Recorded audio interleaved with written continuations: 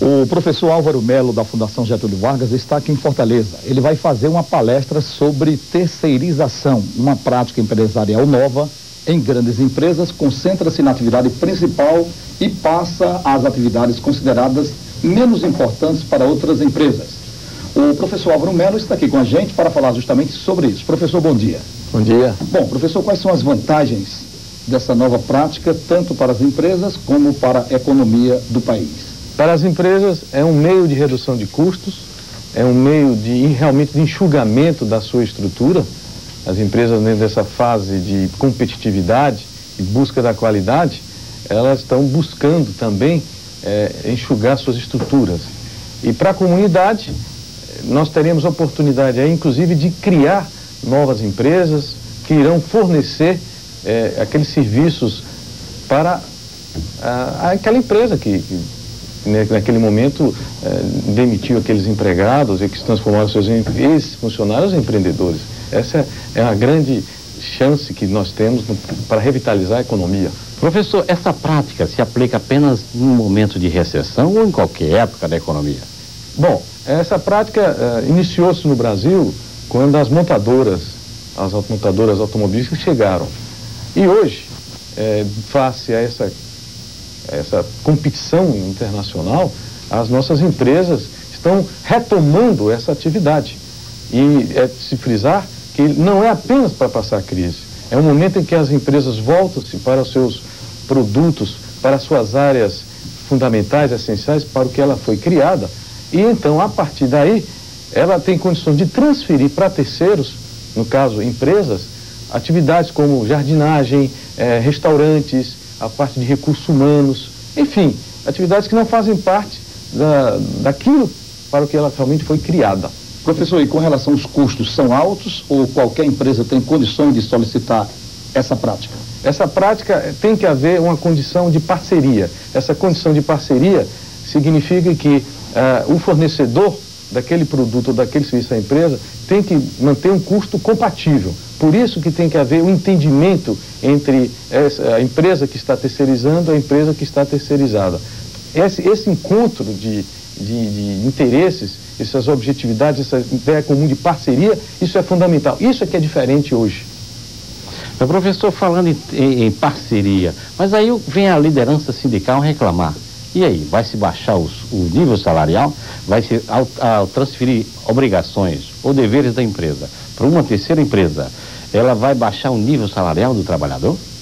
É muito oportuna essa questão, porque tem empresas no Brasil hoje que estão dizendo que estão terceirizando e, na realidade, estão aviltando o salário dos empregados. Nessa transferência, estão demitindo de forma irresponsável, e isso faz com que realmente haja um aviltamento. Por isso, alguns sindicatos no Brasil estão vendo o processo de terceirização como um processo de aviltamento salarial. Na realidade, a terceirização não é isso. A terceirização é para benefício da empresa, benefício dos empregados e o benefício da comunidade, que com novas organizações, novos negócios, irão gerar novos recursos e arrecadação de novos impostos. Que sugestão o senhor dá para o empresário que quer seguir essa modernização administrativa?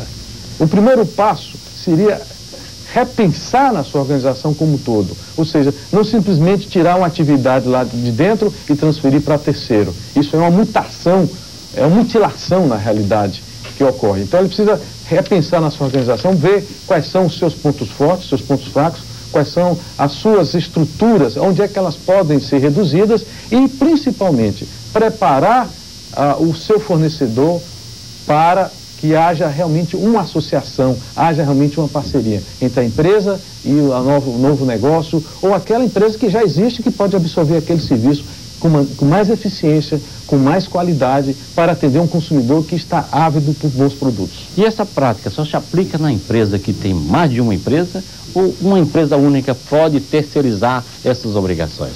Uma empresa única pode terceirizar. Não independe que ela tenha várias empresas coligadas. Por exemplo, a Vilares, conhecido fabricante de elevadores, é uma empresa, Então ela começou a terceirizar algumas atividades. Por exemplo, ela passou de 16 mil itens que a Villares produzia, passou para 8 mil itens. Isso reduziu tremendamente o custo, inclusive o próprio tempo de fabricação de uma cabine de elevador. São exemplos que nós temos no Brasil e que podemos utilizá-los em outras empresas. Significa que nós teríamos aí o quê? Uma atividade periférica auxiliando aquela empresa. Utilidade periférica auxiliando a grande empresa dentro dessa visão de parceria, aonde o fornecedor se sente como um sócio e vice-versa. A empresa não pode simplesmente, como é um processo normal, uma relação fornecedor-comprador, de explorar, de ganhar vantagens imediatas.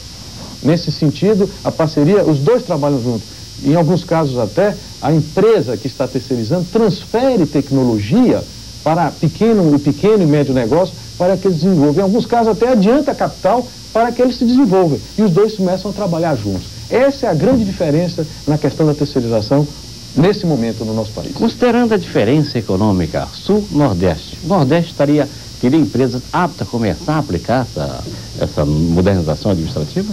Já em alguns estados já começaram isso. No Ceará nós temos de uma forma... já verificamos algumas empresas fazendo essa terceirização. Então isso independe da região, depende da mentalidade do empresário, depende da modernidade com que ele está vendo esse negócio e principalmente que ele veja, que ele se concentre naquilo realmente que ele sabe fazer bem feito. Professor, obrigado pela participação no Bom Dia Ceará.